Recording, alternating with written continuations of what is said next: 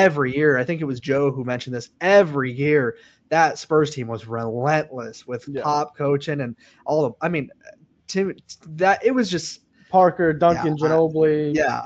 I could just talk about this. I could talk about this comeback by itself for an hour. It was just insane. Being able to win those 2 games against San Antonio and really feel like we were doing it. And another thing to point out, I don't mean to go on with the hate, but like Joe said, this was Russ's series. This was not KD's series. Right. He wasn't terrible, but he was not. This was Russ's series. Russ definitely elevated, and he always has elevated in the playoffs. No matter how much hate he gets about the regular season, anytime you put Russell Westbrook in a playoff atmosphere, we're going to see it this year with the Nuggets. I mean, he's going to absolutely pick up his numbers. He's a playoff riser, like regardless of what anyone says.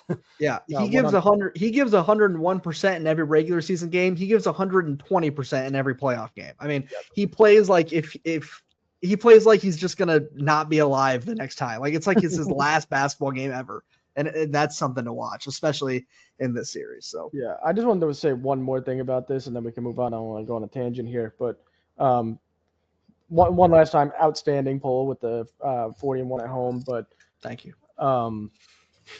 What this series was to me was exactly almost a carbon copy of what 2012 that series looked like. So it really got me a bit emotional. A bit emotional and a bit like what's the word I'm looking for here?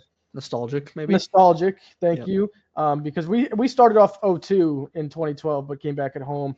Blah blah blah. You know how it went. But this series, we got our ass kicked in the first game as well. I mean, those first 2 games in 2012, we got our asses kicked, like bad.